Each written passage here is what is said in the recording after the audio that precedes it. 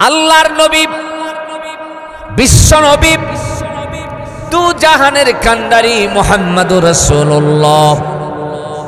সকলে বলেন সাল্লাল্লাহু আলাইহি ওয়াসাল্লাম।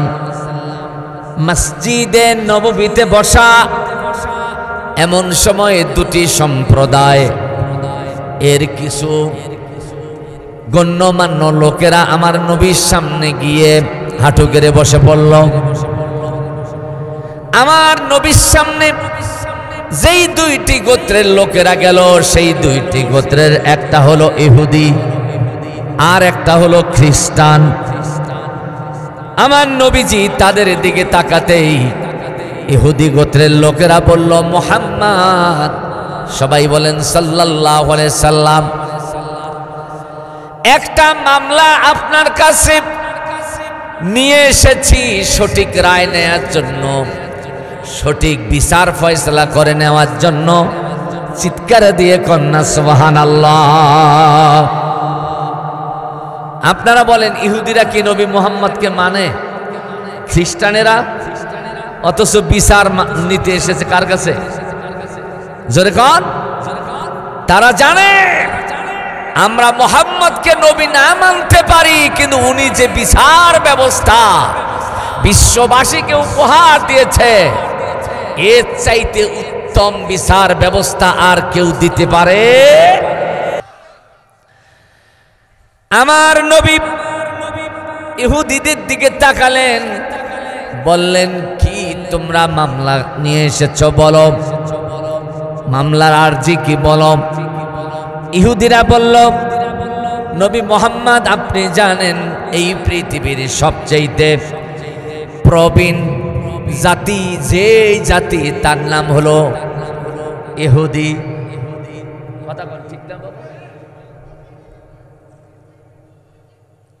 এই পৃথিবীর সবচেয়ে প্রবীণ জাতি কারা? চিন্তা করেছেন? এই ইহুদিদের নবী ছিল হযরত ইসহাক। ইব্রাহিমের কয় ছেলে? জোরে কোন, কয় ছেলে? এক ছেলের বংশধর হলাম আমরা। সুবহানাল্লাহ বলবেন না? তার নাম ইসমাইল জাবিহুল্লাহ। আর এক ছেলের নাম হলো ইসহাক। এই ইসহাকের বংশ থেকে এসেছে এই পৃথিবীর নরাধম পাপিষ্ট মানুষ রূপী মানবতার দুশ্মন ইহুদিরা। কথা কোন ঠিক কিনা? ইহুদিরা বলছে, আমরা প্রাচীনতম জাতি হিসাবে আমরা দ্বীনে ইব্রাহিম তথা ইব্রাহিমের দিন মানি এবং এটাই বিশ্বাস করি যে আমরা যে দিন মানি এটাই হলো আল্লাহর পছন্দের, আল্লাহর মনোনীত দিন। এর আগে আয়াতে আল্লাহ কি বলছেন? তোমরা কি আমি আল্লাহর দিন বাদ দিয়া মানুষের তৈরি করা দিন খুঁজতেছ? শানে নজরুলের সাথে মিলে যাচ্ছে কি অনুবাদ? একটু মনোযোগ। আমরা জানি ইহুদিদের দিনটাই আল্লাহর মনোনীত, কিন্তু এটা খ্রিস্টানেরা মানে না। খ্রিস্টানেরা বলে যে সম্পর্কের দিক থেকে আমরা খ্রিস্টানরা আল্লাহর নিকটতম। কারণ খ্রিস্টানেরা বলে মারিয়াম আল্লাহর স্ত্রী, তার পেটে এসেছে ঈসা মাসিহ, সে হলো আল্লাহর ছেলে। আর ঈসা মসির ছেলে হলো এই শয়তান সাদা চামড়ার অধিকারীরা। কথা কোন ঠিক কিনা? বলে সম্পর্কের দিক থেকে আমরা আল্লাহর নাতিপুতি, সুতরাং আমরা যে দিনটা মানি এটাই আল্লাহর হবে, তোমাদেরটা নয়। তাহলে ইহুদিদেরটা খ্রিস্টানেরা মানে না, আর খ্রিস্টানদের দিন ইহুদিরা মানে না। দ্বন্দ্ব তো হওয়াটাই স্বাভাবিক, ঠিক কিনা বলেন? তুমি যেহেতু ইসলামের নবী, মানবতার জন্য রহমত, তুমি এবার রায় দিয়ে দাও, আসলে আমাদের ইহুদির ধর্ম, ইহুদির দিনটা আল্লাহর না খ্রিস্টানদেরটা? আমার নবী বললেন, ও ইহুদিরা, ও খ্রিস্টানেরা, আমি কি তোমাদের মামলার রায় দেব? দু দলেই তারা হ্যাঁ জবাব দিয়ে দিল, রায় দিয়ে দেন। আমার নবীজি বললেন, আমার কাছ থেকে যদি মামলার রায় নিতে হয় তাহলে আমার কাছে বসে থাকলে হবে না, কোরআনের কাছে যেতে হবে। কোথায় যেতে হবে? কোরআন যে রায় দিবে এটাই হবে তোমাদের সোশ্যাল জাস্টিস, ন্যায় বিচার। সুবহানাল্লাহ কোন? ইহুদিরা বলল তাই হবে, খ্রিস্টানরাও বলল তাই হবে। আমার নবীজি এবার রায় দিবেন, কোরআনের পৃষ্ঠা খুললেন, সূরা আলে ইমরান 19 নম্বর আয়াত তেলাওয়াত করে বললেন, তোমাদের মামলার রায় হলো ইন্নাদ-দীনা ইনদাল্লাহিল ইসলাম। আরো জোরে কোন আল্লাহু আকবার। আল্লাহ বলছেন ইহুদি, আমার নবী বলছেন ইহুদিরা তোমাদের ধর্ম আল্লাহর পছন্দ নয়, খ্রিস্টান তোমাদের ধর্মটাও আল্লাহর পছন্দ নয়। আল্লাহর পছন্দ মনোনীত ধর্ম, দিন, জীবন ব্যবস্থা, তার নাম ইসলাম। আরো জোরে কোন তার নাম কি? আপনারা বলেন এই রায় যখন নবীজি দিল তখন কি ইহুদিরা মানবে? খ্রিস্টানেরা মানি না, তারা মাথা ঘোরায় বলছে মানি না। আল্লাহ তাআলা ওই সময় আয়াত নাজিল করে বললেন, আমি আল্লাহ যে দিন দিয়েছি এটা পছন্দ হয় না। ওয়ায়াবকুন, এবার মানুষের তৈরি করা দিন যেগুলো, এগুলো তাদের পছন্দ হয়। ও মন্ডলের হাট এলাকার মুসলমানেরা, এইখানে যারা সবাই এসেছেন, আমি বিশ্বাস করি আল্লাহর দিন সবাই মানেন না, ঠিক কিনা বলেন? আল্লাহর দিনের বিপরীত মানুষের তৈরি করা দিন মানার মতো লোক এখানে আছে না নাই? আপনি যদি আল্লাহর দিন না মানেন, আপনি যদি মানুষের তৈরি করা দিন মানেন, আপনার পরিণতি হবে ভয়াবহ। জোরে কোন কি হবে? জাহান্নাম আপনার ঠিকানা। কথা বলেন ঠিক কিনা? মুসলমানের দপ্তর থেকে আপনি বাতিল, হাদিস দিয়া শোনায় দেয় দিব। মনোযোগ, গভীর মনোযোগ যুবকরা, কাউকে উঠতে দিবা না। আধা ঘন্টার সময় নিয়েছি আমি। আল্লাহর নবী বললেন, ইন্নাহু মান খরাজা মিনাল জামাতি কায়দা শিবরিন, যেই ব্যক্তি ইসলামী জামাত থেকে এক বিগত দূরে সরে গেল, আমার নবী বললেন যে ব্যক্তি ইসলামী জামাত থেকে এক বিগত দূরে সরে গেল, মানে 1.5 হাত দূরে গেল, ফাকাদ খলা রিফকাতুল ইসলামি মিন উনুকিহি, আমার দয়ার নবী বললেন ওই লোকটার মুসলমান থাকতে পারে না, তার গর্দান থেকে সে ইসলামের রুজ্জু খুলে ফেলে দিল, তার মানে মুসলমান থেকে বের হয়ে গেল।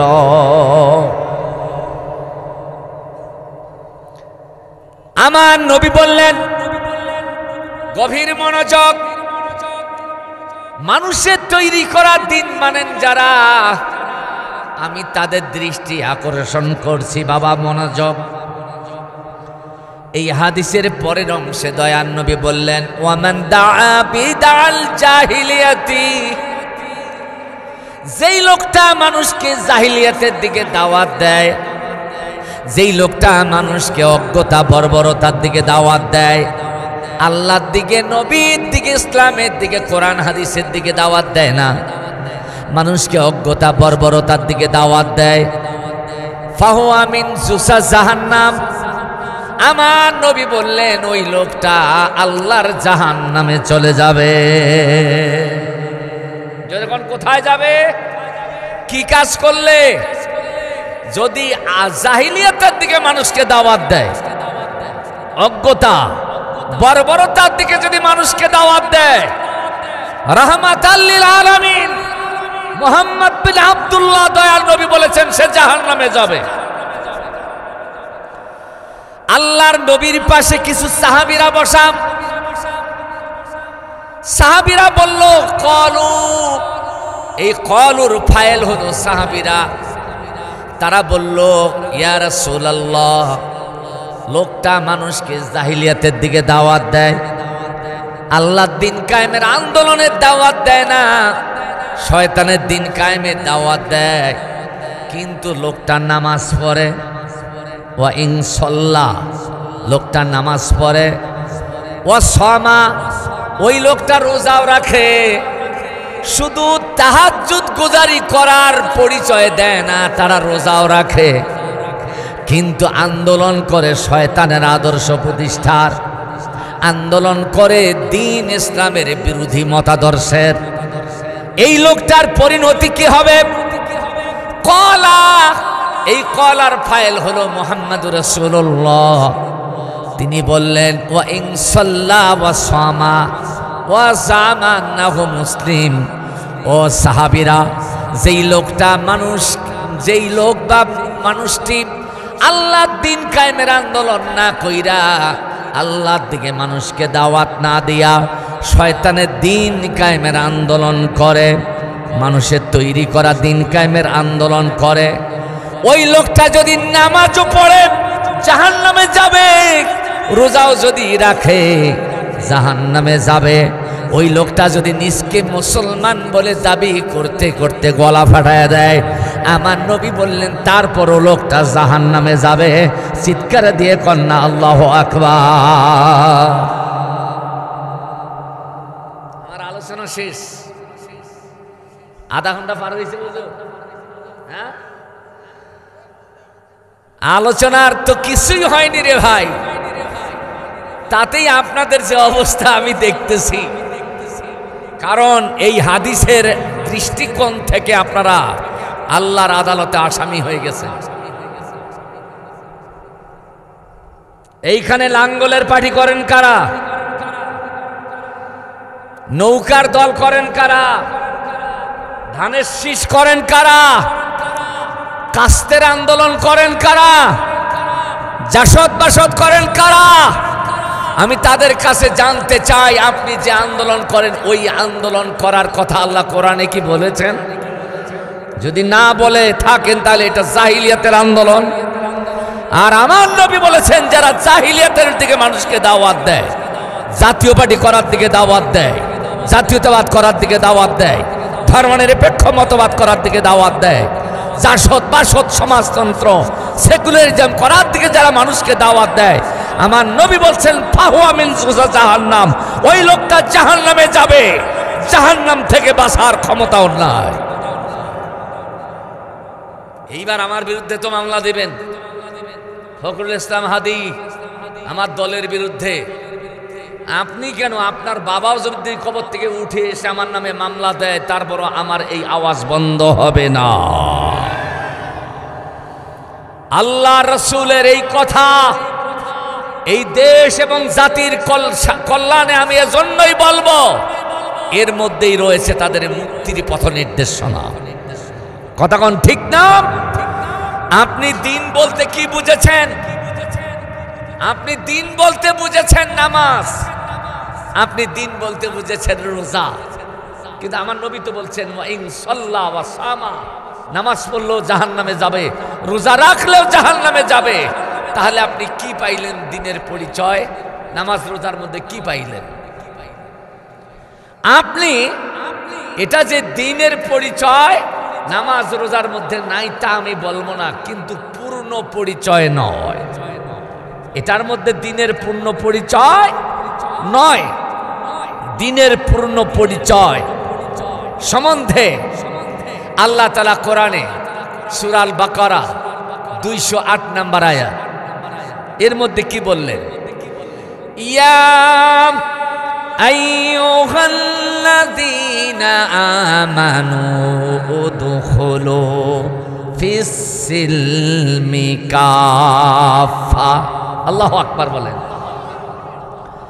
নামাজ, রোজা, হজ, যাকাত, দান, সদকা সব দিনের অংশ, কিন্তু আমার আল্লাহ বললেন উদখুলু ফিস-সিলমি কাফা, তুমি ইসলামে আংশিকভাবে নয় পরিপূর্ণভাবে প্রবেশ করো। নামাজ পড়েই কলার ঝোঁকায়া বলবা আমি মুসলিম, আল্লাহ বলবে ইউ আর নট মুসলিম। মুসলমান নও, তাহলে পূর্ণাঙ্গ মুসলমানের পরিচয় নিতে গেলে কি করতে হবে?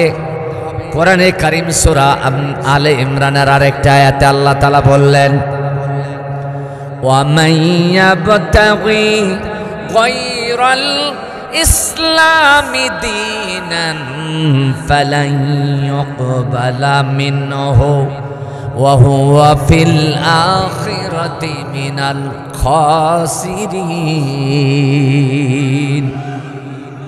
আল্লাহর কথা, কার কথা? আল্লাহ বলছেন ওয়া মানে এবং, মান মানে যে ব্যক্তি, ওয়া মান আর যে ব্যক্তি ইয়াবতাগি অনুসরণ করবে, গায়রাল ইসলাম ইসলামী নিয়ম নীতি বাদ দিয়া ইসলামের বিপরীত নিয়ম নীতি যারা পালন করবে, ফালান ইউকবালা মিনহু, আল্লাহ বললেন তার কাছ থেকে সেটা গ্রহণ করা হবে না। ওয়া হুয়া ফিল আখিরাতি মিনাল খাসিরিন, আল্লাহ ফতোয়া দিলেন সে কিয়ামতে চরম ক্ষতিগ্রস্ত হবে। তার মানে ওকে ধরা হবে আলকিয়া ফি জাহান্নামা কুল্লা কাফারিন আনিদ, প্রতিটি ইসলাম অস্বীকারী কাফেরকে ধরা হবে, আসার মেরে মেরে জাহান্নামে ফেলায় দেওয়া হবে। আমার গঙ্গাচড়াবাসী, আমার বাবাজিরা, আমার যুবক ভাইয়েরা, আমার বন্ধুরা, আমি দেখতে পাচ্ছি নামাজ পড়ার মতো অনেক নামাজি আমার দেশে আছে, কিন্তু যখন ভোট দিতে যায়, যখন রাজনীতির স্লোগান দেয়, মানুষের তৈরি করা রাজনীতির কথা কন না কেন? নাই নাই এরকম অনেক হাজী সাহেব আমার সাথে হজ করেছে, মক্কায় মিনায় একসাথে আমার সাথে পাথর মেরেছে জামারায়। আমি দেখেছি ওইখানে আল্লাহর সন্তুষ্টির জন্য হজ করতে গেল, শয়তানের বিরুদ্ধে যুদ্ধ করতে গেল। আমি বললাম বাবা, বাড়িতে যাওয়ার পরের থেকে আপনার শিক্ষণীয় বিষয়টা কি? কয় যে এটার থেকে শিক্ষণীয় বিষয় তো আমার কাছে এটাই মনে হলো, হজ করতে আসলে আল্লাহর আইন মেনে হজ করতে হয়, এই কাজগুলোর পাশাপাশি শয়তানের বিরুদ্ধেও আন্দোলন করতে হয়, এটা হজের কাজ। আমি বললাম বাবা, এটা হজের কাজ নয়, বরং এটাই হলো হজের শিক্ষা। এখন আপনি যখন বাড়িতে যাবেন, হজ আপনাকে শিক্ষা দিল। মিনায় যখন জামারায় গিয়ে আপনি শয়তানকে পাথর দিয়ে ঢেলালেন, যুদ্ধ করলেন, জেহাদ করলেন, এই শয়তানের আদর্শের আন্দোলন যারা করে, আপনাকে ওইখানে গিয়ে আরো বড় যুদ্ধে নামতে হবে। তোমাদের সাথে আমি নাই, আমি হাজী সাহেব, আমি আল্লাহর দ্বীনের আন্দোলন ছাড়া শয়তানের দ্বীনের আন্দোলন করতে পারি না। কথা বলেন, এরকম হাজী আমার দেশে আছে না? রাম বাম শয়তানের মতাদর্শ প্রতিষ্ঠার আন্দোলন করার মতো হাজী সাহেব আছে না? আমার রায়হান সিরাজি ভাই এমনি বলে নাই, আমার দেশের বাপ যারা, তাদের মাথা খারাপ হয়ে গেছে। টাকা পয়সা জায়গা জমি সব দেয় ছেলেকে, আর মেয়েকে দেয় চোখের পানি, আর একটু ভালোবাসা, আর একটু দোয়া। কথা বলেন ঠিক কিনা? এই আদর্শের মূলোৎপাটন করার জন্য ইসলামের অনুশাসন প্রতিষ্ঠা করতে হবে। কথা বলেন ঠিক কিনা? ইমাম হোসেনের আগে যত সাহাবী তাবী খোলাফায়ে রাশেদিন তারা আন্দোলন করেছে, মুহাম্মদ রাসূলুল্লাহর ওই আন্দোলন, যেই আন্দোলন করার জন্য আল্লাহ যুগে যুগে নবী পাঠিয়েছেন, রাসূল পাঠিয়েছেন, আর সেই আন্দোলন হচ্ছে দ্বীন কায়েমের আন্দোলন। কথা বলেন ঠিক কিনা? নামাজ পড়লেন, রোজা রাখলেন, হজ করলেন, দান সদকা করলেন, যাকাত দিলেন, দ্বীন কায়েমের আন্দোলন করলেন না, জাহান্নাম ঠিকানা। আমি কি জাহান্নামে যেতে চাই? আপনি কি জাহান্নামে যেতে চান? সব আমলের মূলে থাকতে হবে আপনার দ্বীন কায়েমের আন্দোলন। কারণ আহজাবের যুদ্ধের ইতিহাস জানা আছে আপনাদের, খন্দকের যুদ্ধের ইতিহাস। এই যুবক ভাই, এই খন্দকের যুদ্ধের ইতিহাস জানা আছে। মক্কার কাফেরদের আক্রমণ থেকে মদিনা রক্ষা করার জন্য হযরতে সালমান ফারসি রাদিয়াল্লাহু তাআলা আনহুর নির্দেশে মদিনার চতুর্দিকে গর্ত খননের কাজ চলছে। এমন সময় সালাতুজ জোহরের আজান, হাইয়া আলাস সালাহ, হাইয়া আলাল ফালাহ। আপনি আমি তো কাজ ফেলে থুয়ে দৌড়াই নামাজের দিকে, কথা কম, কারণ নামাজের গুরুত্বটা বুঝেছি এজন্য দৌড়াই। কিন্তু যখন হাইয়া আলাস সালাম, হাইয়া আলাল ফালার আওয়াজ যখন উঠল, আমার নবী একটু দ্বিধাদ্বন্দ্বের মধ্যে পড়ে গেলেন। আল্লাহ, এই কাজ করব না, নামাজে যাব।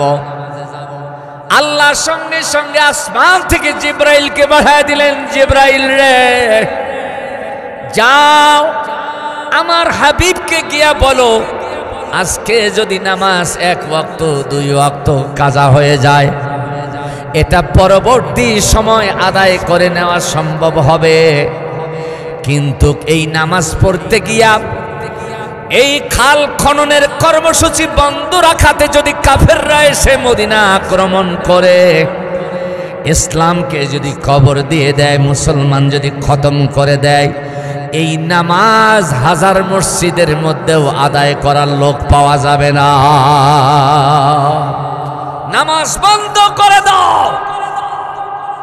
জিবরাইল আমিন আসলেন, আমার নবীকে বললেন, জোহরের নামাজ বন্ধ হয়ে গেল, কি করতে হবে? ইসলাম বাঁচাও, ইসলামী রাষ্ট্র বাঁচাও, মুসলমান বাঁচাও। তার মানে দিন কায়েমের আন্দোলন করো। নামাজ পরে আদায় করলেও হবে।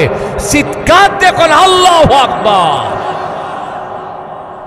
আমার দেশের মুসলমান নামাজের গুরুত্ব বুঝলো। একাকি পড়লে যে সব, জামাতে পড়লে 27 গুণ সব। খানায় কাবার সাথে জামাতে পড়লে 1 লক্ষ রাকাত নামাজ পড়া সব। নবীজির মসজিদে গিয়ে পড়লে 50,000 রাকাত নামাজ পড়া সব। এত গুরুত্ব, কিন্তু এর থেকে বড় গুরুত্ব হলো আল্লাহর দ্বীনকে আল্লাহর জমিনে কায়েম করা। আপনারা একমত হতে পারলেন না আমার বাবাজিরা? কারণ এই দিন হলো একটা জীবন। আমি মানুষ হিসেবে আপনার কাছে যখন আমার দৈহিক পরিপূর্ণতা নিয়ে দাঁড়াবো, তখন আপনি আমাকে পূর্ণাঙ্গ মানুষ বলবেন। কিন্তু আমার যদি একটা হাত না থাকে, আমাকে হাত কাটা মানুষ বলবেন। আমার কান না থাকলে কান কাটা মানুষ বলবেন, পূর্ণাঙ্গ বলবেন না। ঠিক কিনা বলেন? ঠিক দিন হলো এরকম। একটা মানুষের হাত, কান, চক্ষু, কর্ণ, নাসিকা, জিহ্বা, যতগুলো অঙ্গ প্রত্যঙ্গ তার প্রয়োজন, এটা যখন তার মধ্যে উপস্থিত থাকে, তাকে পূর্ণাঙ্গ মানুষ বলা যায়। যখন একটা মানুষের মধ্যে ঠিক অনুরূপ ভাবে কথা, কাজে, উঠা বসায়, লেনদেনে, অফিসে, আদালতে, ব্যবসা বাণিজ্যে, চাকরিতে, রাজনীতিতে, সমাজনীতিতে, রাষ্ট্রনীতিতে ইসলামের বিধিবিধান যখন মানা হয়, তখন ওই লোকটার মধ্যে ইসলামের পূর্ণ উপস্থিতি বোঝা যায়। কথা বুঝতে পেরেছেন? আপনি নামাজ পড়েছেন আর কোনো বিধিবিধান পালন করেন নাই, আপনার মধ্যে ইসলাম আছে, অঙ্গহানি ইসলাম। কথা বলেন ঠিক কিনা? আর আল্লাহ কি বলছেন? ইয়া আইয়ুহাল্লাযীনা আমানু উদখুলু ফিস-সিলমি কাফা। চিৎকার দিয়ে কন্যা আল্লাহু আকবার। আল্লাহ বললেন, হে ঈমানদারেরা, বিশ্বাসীরা, ইসলামে পরিপূর্ণ প্রবেশ করো। ওয়ালা তাত্তাবিউ খুতুওয়াতিশ শাইতান, কখনো শয়তানের পদাঙ্ক অনুসরণ করো না।